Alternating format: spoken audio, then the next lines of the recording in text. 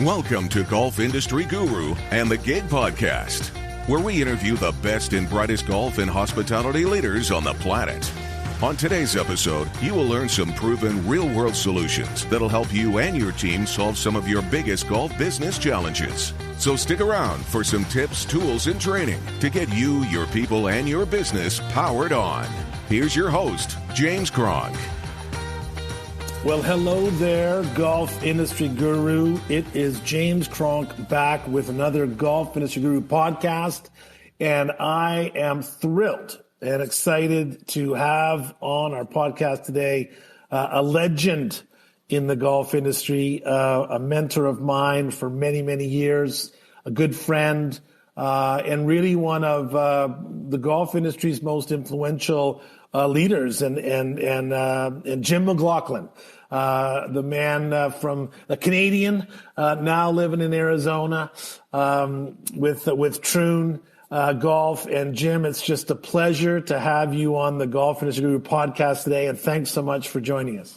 Well, thanks for having me, James. And I have no idea how I'm going to live up to that intro, but I'll try my best.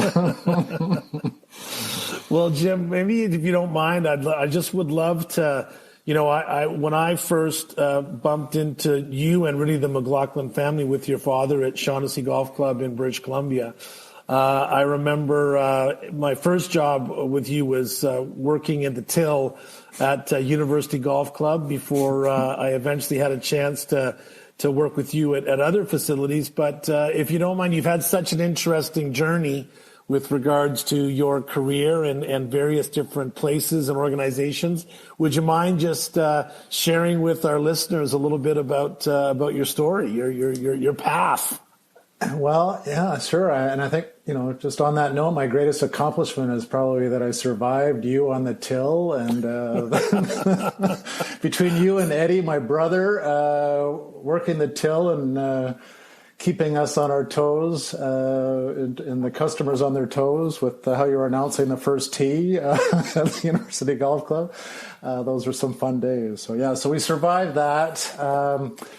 I think... how much time we got here? I'm getting old, man. I'm getting old. There's a lot to cover. So I think the Coles notes are essentially, of course, I was blessed to be born into the business with my father being who he was in the industry and being a club professional, and so. From the snotty-nosed pros kid. At Bayview, he was the head pro at Bayview in Toronto, and we had A, B, C, D caddies, I think, at the time, is how you were rated and how you got paid. And my brother Mike and I, we were the free caddies. That's how it started. That was the start, and lots of great. Just a great life, I guess, in terms of our start in that regard, between golf in the summers and hockey in the winters, and so totally blessed to be born into that life and that world, because that was my father's world, and followed that path as I tried to pursue a career in hockey. But Dad was just like, hey, just take out your apprenticeship, just have something in your back pocket just in case you don't make it to the bigs.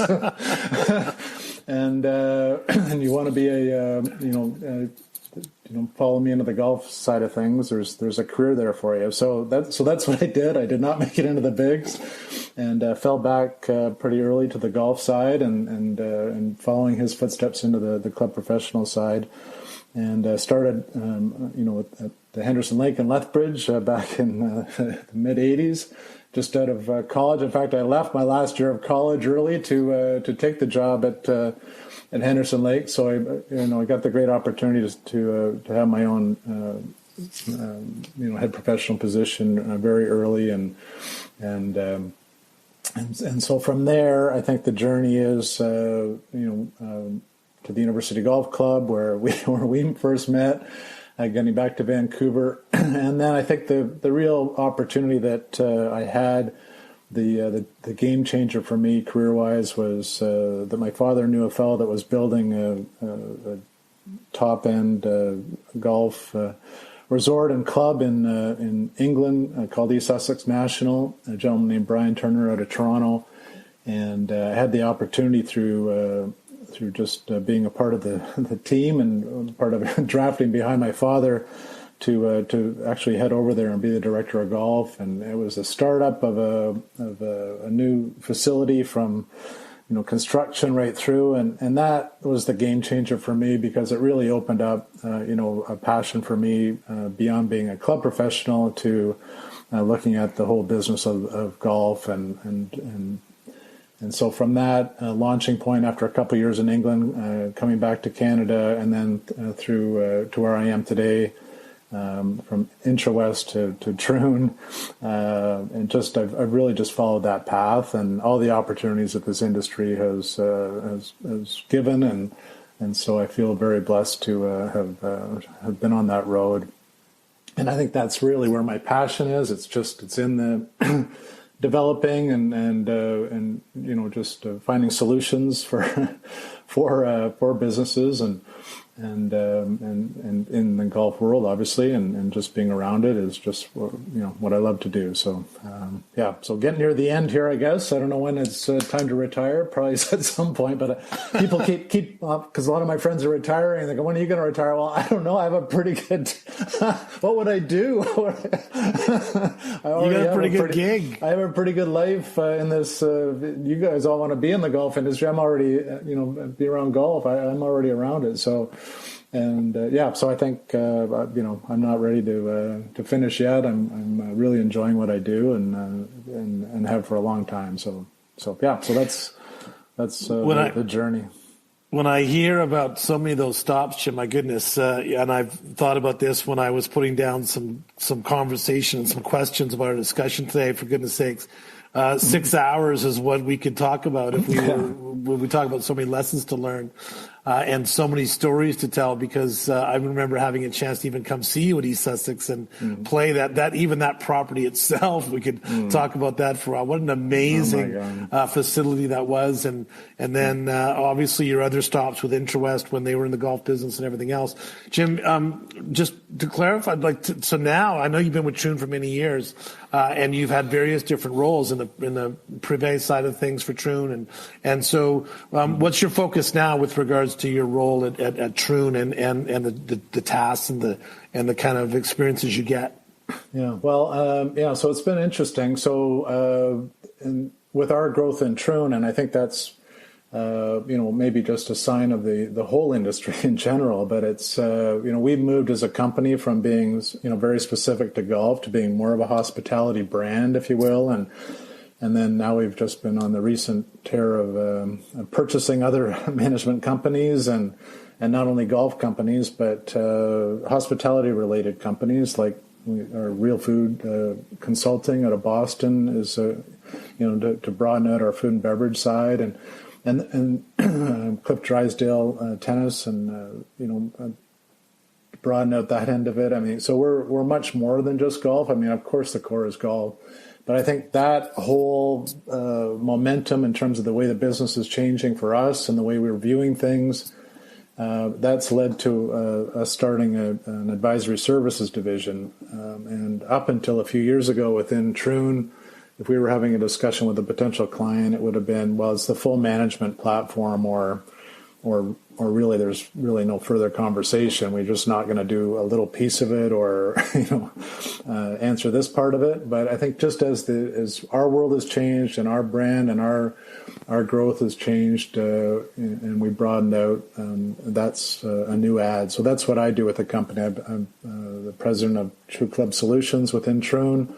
And so I oversee the advisory services side. So now if a client is looking at doing a particular, they're either not ready for full management yet, or they just want a specific task done, and a lot of it's around due diligence, around new club purchase, around sorting out HOA issues, and just things that don't normally fit into a traditional management side. Those are things that I now lead, and so and then I have the resources of Troon, which are many now, at my fingertips to bring a team together to address whatever the client need is. So so it's been, I think, just perfect again timing for me in terms of the way that my career's gone, and at this point in my life and my career to now be this quarterback of all these resources and being able to pull these together for whatever the client need is. And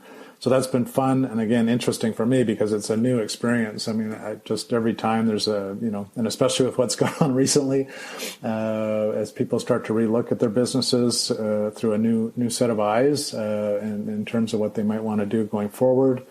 That's been, just a great opportunity for us as Troon and for me personally to get involved in, because again, I have a passion for it. So, and to have a team like I have at my fingertips, I mean, I feel like I'm, I'm the coach of the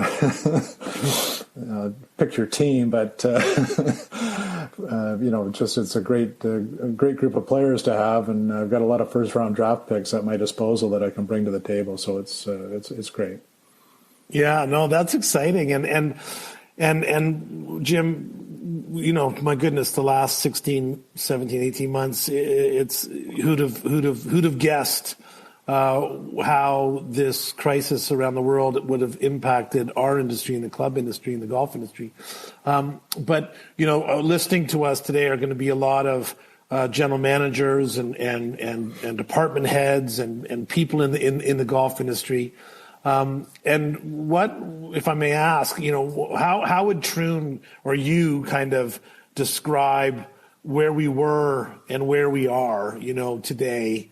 How do you see where things were trending and going, 60 months ago? And what to you are some of the significant kind of differences that are impacting clubs, or impacting roles, impacting the challenges that leaders face? Is there anything there that you can kind of share with me? You must have seen so much of that with Troon's significance in the industry. Yeah, well, absolutely, and I think, just as I described, we've been going through changes as a company to try and keep up with it all, and I think if you talk about 16 months ago or a couple of years ago, the state of the industry, I mean, I think we were still going through a correction, if you will, in terms of a new balancing of the industry and the supply and demand, and I think there was certainly a flattening of the demand. And I think that a lot of the courses that fell out of the market, that was a good thing. And it was, I think for us as an industry, I think it was healthy. I think it was, but it certainly wasn't any kind of a boom. But I think it was becoming very healthy. I think it would kind of gone through all the cost cutting exercises, and people were becoming much better at, marketing themselves as a golf club, differentiating themselves as a club, and fulfilling an experience. And there weren't as many clubs doing that, but that's okay because we had too many in many markets. So I think we were kind of at that stage. It was a nice balance, if you will, and it certainly kept us very busy. There were still clubs that needed a lot of help. But, and I think our success during that stage was getting them just back to some basics and not just taking, radical steps to, cut expenses and, just things that just put them into a spiral of a problem. And so anyway, there was, I think all those, that's how I'd probably generally state the industry was. And then now here we are. And then in the spring, when it all happened last year, it was just like, holy smokes, what's going to happen? I mean, I just remember the meetings we were all sitting in when it was all hitting, and we had a bunch of clients, of course, and it's just so the listeners all know, we don't own any of the 600 or so courses we manage. We don't own. I mean, we own, True North and a couple, but we don't. We're not in the ownership game. We're in the third-party services game. So, we had a whole bunch of clients that were panicking about, how they were going to make it and what was going to happen. And so, those were some, an interesting few months. And I think, now to look back on that and then see where we've come, because obviously, one of the great things that have happened, a lot of people are saying COVID saved the industry. I don't know if that's true, but I do think that certainly golf being one of the things that people can do and feel good about and a safe place for, and not only from a golf perspective, but I think even bigger impact is around the home and around, not being in the office anymore and around club life. I mean, our membership growth is just, it's gone through the roof in terms of the clubs, in terms of selling memberships, in terms of the rounds of golf being up so much. I mean, now I can't remember, there might be at least half a dozen calls from clubs like, we've got compaction issues. We've got to sort out we've got too many members. We've got, help us sort this, which is crazy to think about. We've gone from clubs just like, oh my God, how are we going to find members, to now we've got compaction issues. We've got too many members. Yes. We've got they can't get on the tee sheet and these it was 2 for 1, and now it's double the price.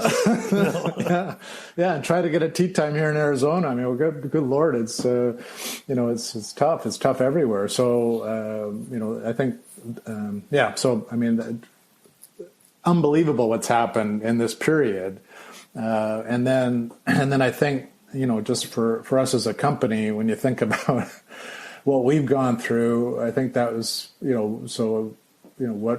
how we responded. Well, when you think about, again, our world, all the different states that we work in, all the different countries we work in, you think about COVID restrictions, you think about, I mean, it's tough to keep track of in your own neighborhood every day, never mind try to keep track of it around the world. And so that is one thing that I think, where the strength of a company like ours is, I mean, just to how we've responded as a company, how we've had to respond as a company, but how we've responded and not only for our own clients, but we took a stance early that this was a problem or a situation that for an industry that was well beyond our world and an industry that we love and are in, and so we actually took the stance that everything that we were going to provide our clients from a COVID response and how to deal with it and how to handle every situation, that, and again, it was a moving deck every day, but all those things, we provided that to the industry for free. We provided that through a special website and we made that available to clients and non-clients. And so I think those were steps that we took, as a company, which I think we feel, very good about, because we wanted the industry to survive. We wanted everybody to make it through this, and it looks like it's going to happen, which is great. Anyway, I think those are things that we learned too as a company. There was a lot of learning that happened over this period, and that was certainly, for us, it was just how we could look at things in a broader light than just, ourselves and in our own particular clients who, we knew we had to help, but we wanted to be even stronger than that. So, That's excellent. If you were talking to one of your clubs and saying, okay, the last 12 months or even this season, obviously, your tee sheets packed, whatever it might be, what are some of the messages that you would give them about taking advantage or making the most of the situation? Where do you see it going, and how do you think clubs can kind of make sure that they take the most out of this opportunity? Yeah, well, that's a great question. I think from our world, with the growth, we're hoping that clubs are going to be in a better position to have that experience, be fulfilled, if you will, in the sense that, prior to this, let's just say if it had happened, if a club had been struggling before and they didn't know how to really look after their customer, I don't think it's going to matter because they have more play because of this fluke that, I think people are just going to say, hey, you didn't have it right before. You didn't, you're not doing. So the clubs that I think had already made good strides heading into COVID, I think their opportunity is now, the blessing of this new market or this new, increased play is to, hang on to those customers and those members, through this into the next phase of whatever we go through. I think that is, what I'd see the opportunity is that, hey, you were already on the right track. And that's the way we're looking at our clients is that, we hopefully had them on the right track already. And so now here's the opportunity. You've got this great influx. Now let's make the most of it in the sense of let's continue to do the things that you were already doing and make sure that experience that they're paying for is a great value and they love to be there and it fits with their lifestyle and their world and so do a great job at it. Now you're in a position to take advantage of it where, again, the clubs that struggled, I think they're going to struggle through this too because they're they're not going to be they're not going to be ready to take advantage of it because they didn't have the basics down in the first place and the basics that I know well and that we've tried to do every day of our lives and that's not a Troon thing. That's I think just anybody that's listening and is working hard to make sure their experience is the best that it can be for their customers and their members. That is, and it's consistent and it's on brand, if you will. It is who you are as a club. Then you're going to win. You're going to come out of this in a great state. It might be a little different. You might not have as much banqueting as you had before.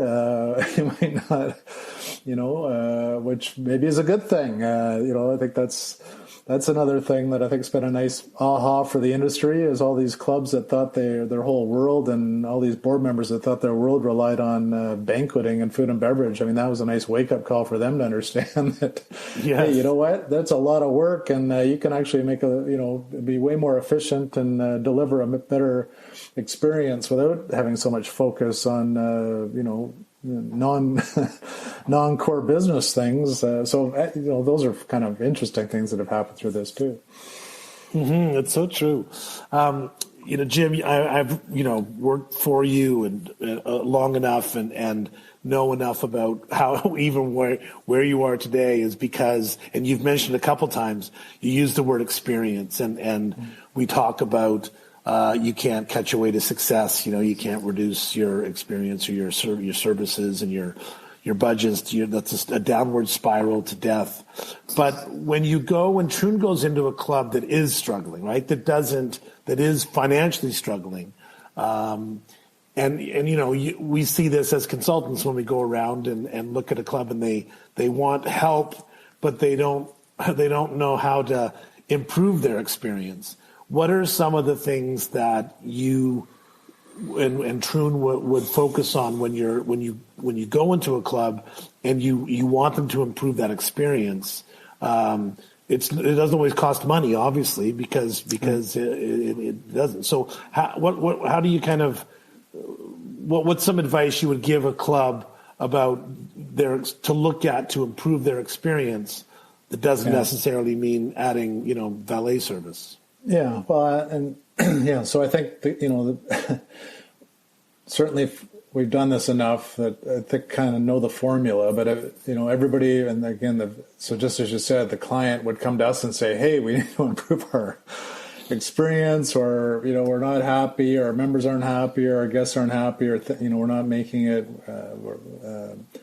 But you can't get to that end experience without going into the core of the business. And so, and starting with, your governance and starting with your alignment and starting with your leadership team and then starting with how your staff are trained. And those are things that, are going to lead to that end result. And so everybody wants to get to box E, which is, better customer experience scores or better member experience, and all these things, but you can't get there unless you go back to square one and start to deal with some of your core. Why is it happening? Why are you? Yes. in this spot. And typically at a private club, it's because the governance is so balled up that, the staff can't execute. But that could also happen with an owner that is, that doesn't, is all over the place. And, there isn't a vision, there isn't a shared vision from top to bottom that allows an execution to happen. So, and we've both seen it so many times, but I think from a diagnostic standpoint, I mean, that's really where, we always look and always start is, let's just see how this thing has been, governed in a sense, or let me, let's see what your vision is. And if we can start with the end result, then let's go backwards and see if we can sort out how we're going to get there. But certainly you can't just kind of just add an amenity and think it's going to be the end result, or you're going to add a new program because you haven't fixed the core problem, which is nobody's aligned to a common end result. Every department's doing their own thing. All these things. It's just one of the challenges of our industry. It's been there for a long time, and I think those are the things that we try to sort out all the time. So anyway, it's that's kind of a very high level view of it, but there is a process to get there, and I think but you need to have a really good hard look at in the mirror and just how you're from the top to the bottom. If there isn't anything that's described or shared in terms of how this is going to go, then it's pretty tough for the staff to have a chance, or for the leader. And if they're not aligned with ownership or with the board, or the board's heading in all kinds of different directions, it's tough. And I feel for the guys that are in that situation. And on that vein, I know you've said it many times, and it's obviously evident even in your role today. You talked about earlier on about being able to put together an all-star team, and you and I have had many conversations about the fact that at the end of the day, it comes down to the people. It comes down to the individuals. It certainly comes down to leadership. But what in a general sense, when, now we've got some staff in some countries wearing masks when they come to a table to take an order or whatever it might be. But everyone's been affected in the service business in different ways. In your experience, and do you think that there are some changes that clubs and leaders and managers need to be aware of in motivating their team, in leading their people? Do you think that anything has changed with regards to creating a culture of service or a team culture in a club? Like, do you think that for example, when Troon goes into a club and you talk about all those boxes and those steps, and you get to the team part, you get to the people part, is there anything that you think it needs to be tweaked now? We talk about training people different ways now. We talk about the importance of safety. For goodness sakes, safety committees were a hit and miss before. Now you better make sure you have people signing in when they come in the building and all kinds of other stuff. But other than that, do you feel like there's some lessons learned about creating culture, or do you think that's just the same as it's ever been and always will be? Yeah, I'd say I would lean towards it's the same, and it always will be. I think that the changes are in the things like the remote learning and the training and, how we go about it. But I think the actual, wanting to serve, wanting to feel good about what you're doing in your job, and that you feel like you're a part of something important, that it's worth it, that you're just not, putting in the time. I mean, I think that's the energy that, is the goal to create. And I think we've both been successful doing that. And I think that is that doesn't change. That is just, again, getting just like, as I said, coaching a hockey team, you get everybody in the right position, you get everybody thinking in the right way.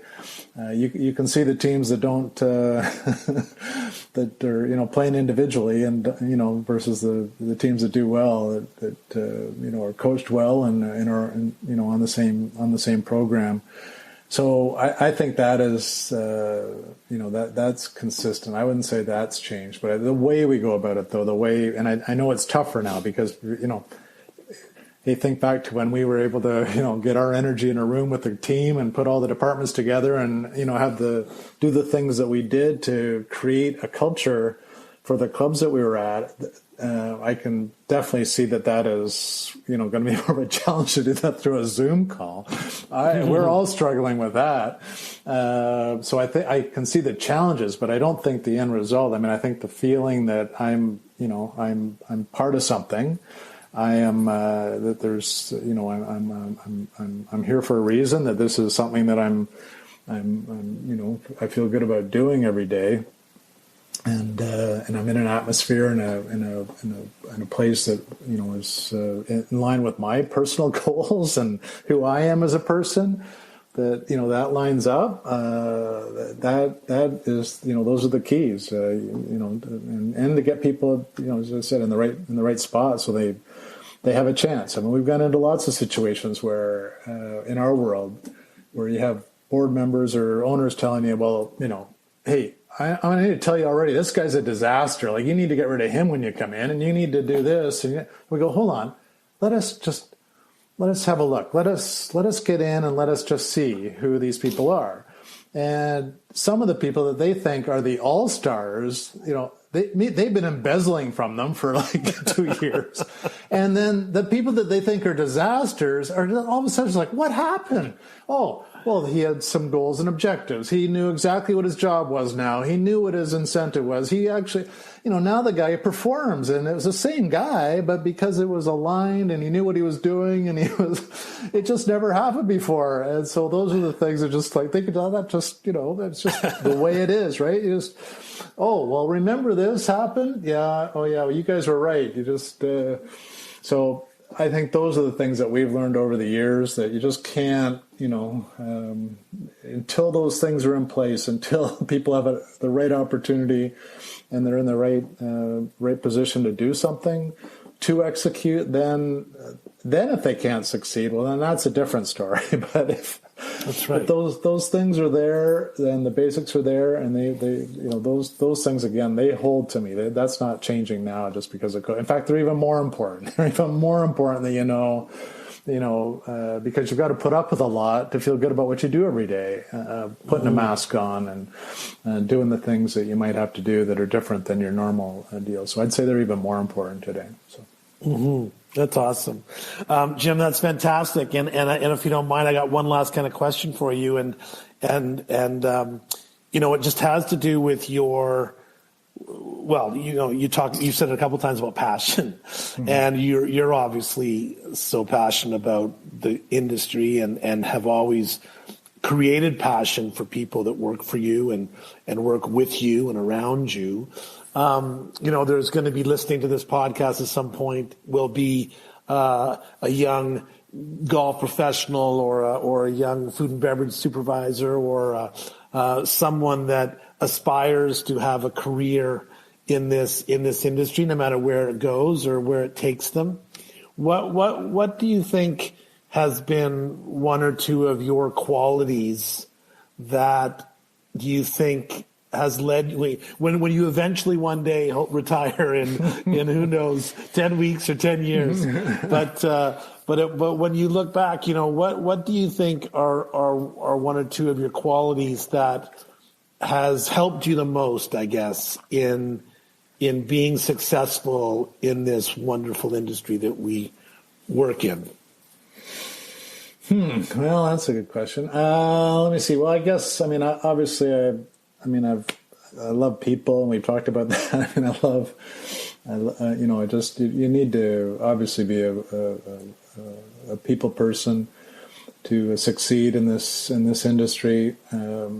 It's pretty tough to, that's one of the things that I think, we talk about now is that it's difficult when you're like I am sitting here right now. I'm in my office, and it's also at home, and I don't have the energy around me of my associates and my teammates. So that, a tough part. That's where, it's tough to draw your energy then out of out of a room and out of a bunch of Zoom calls in a day. I think that it almost pulls the energy out of you at times. So I think from my perspective, the being wanting to be the people side of it, wanting to be around that energy, wanting to harness that energy. I've always viewed myself as I would have loved to have been, if it wasn't doing what I was doing, I would love to coach hockey. I'd love to be, that was a great part of my life too. So and that to me is the whole team aspect. So I think so when I talk about people, that's what I always view it as. I view it as like there's this team and this thing that happens around you, and we're all hopefully going to start pulling in the same direction. And that's kind of the job that I have a passion for getting everybody on the same page in that regard. So that's one thing. And then the other thing you definitely need is a sense of humor.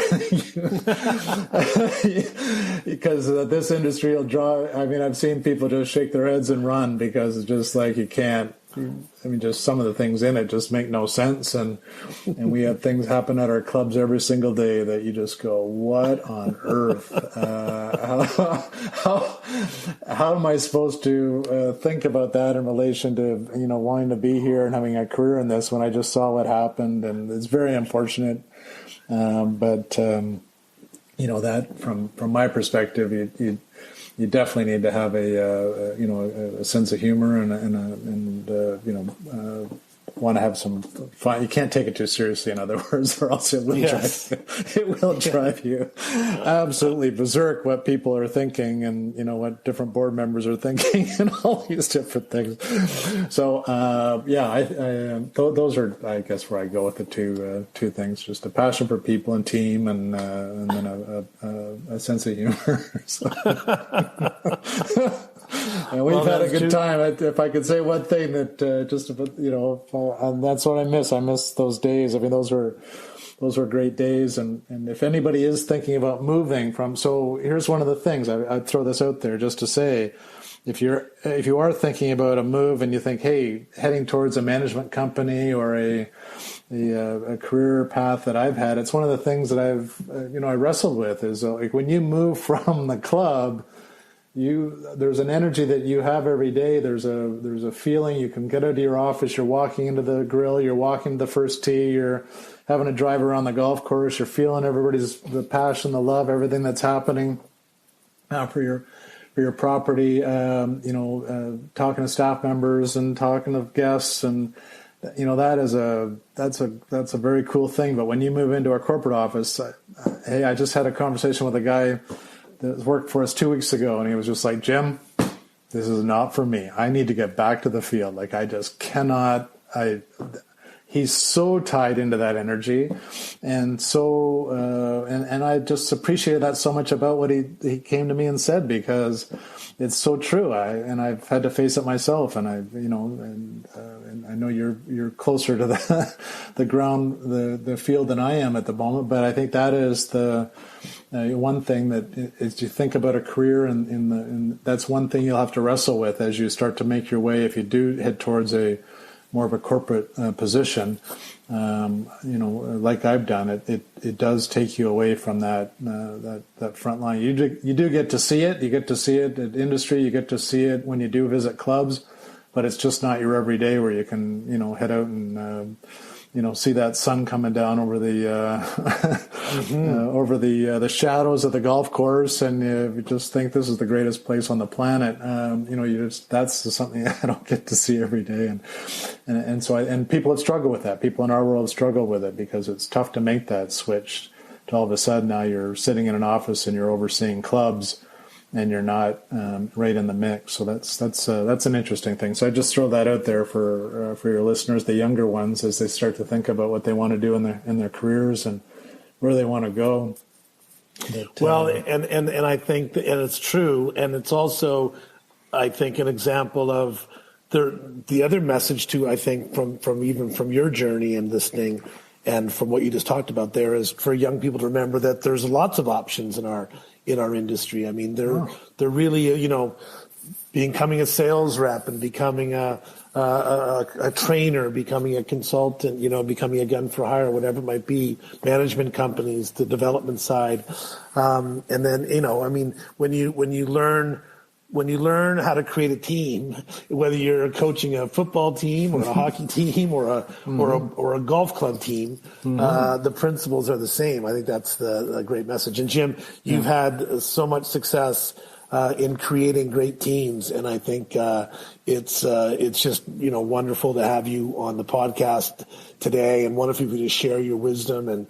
And Troon is such a leader in the golf industry around the world, and has such a significant influence on the industry. And I think it's indicative of people like yourself that's part of the organization on why Troon has been so successful. So I wish you all the best with the consulting and the continued projects. And really appreciate you sharing some time with us and some stories. We could have, as I said, we could do 15 more with different versions and different topics. So I appreciate that. We sure could. And all the best to you and Scotty on the Golf Industry Guru. I think excited for you, and just looking forward to it working out big time. Thanks, Jim. Appreciate it. Have a wonderful day. All right. Thanks, Jim. Thanks for listening to the Gig Podcast. We hope you enjoyed this episode, and mostly that you learned a few things that will help you improve your business. Join us next time as we continue to bring you the best and brightest golf and hospitality leaders on the planet. Thanks for listening.